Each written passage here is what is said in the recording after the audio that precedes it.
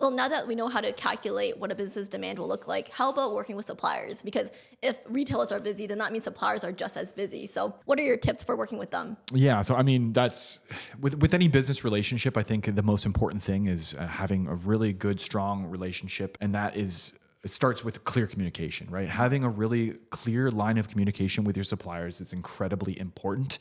It's going to help you in the long run. It's going to help them in the long run. It's going to be a very symbiotic relationship. And what I mean by that is, if there is like a delay in a shipment, or they're going to miss a shipment or something like that, they're going to be able to tell you in a very like timely manner. They're going to be able to get on top of it and be like, hey, this isn't going to arrive when you thought it was going to. And it'll give you a chance to kind of pivot and to do, actually what brings me to my next point, pivot and go to another supplier, right? You should never put all your eggs in one basket. You should always have like a main supplier and then like a secondary supplier, a backup supplier. Exactly. Right. And I think that a lot of people, they find someone they like and then they just stick to that person.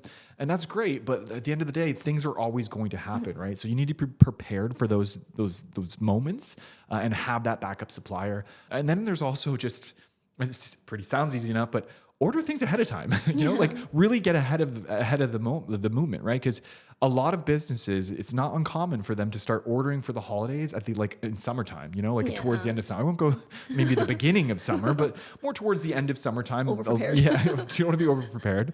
There is a thing as overprepared, but yeah, you want to get that perfect balance of ordering so that you're getting ahead of the curve, but you're also not waiting so long that you're like at the back of the line, right? Mm-hmm. It's definitely a lot of trust that you're putting into a supplier to deliver what you need for your business, and if they messed up, then it falls on you. So yeah, no, it's huge. I think that really paying attention to those supplier relationships and making sure that you're dealing with a very reliable supplier is important. You can only do so much vetting when you're finding those suppliers. I think it's all about just kind of personal experience too. So once you've done a good amount of vetting on a supplier and you decide that you want to work with them, really keep an eye on like the performance of them. Like, how are they performing? How are their lead times? Are their lead times fairly consistent, or are they kind of all over the place with their shipment dates?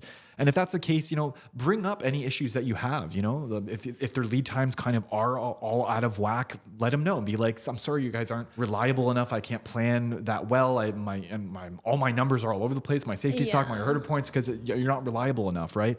And if they remedy those issues and those concerns that you have, then stick with them for sure, right?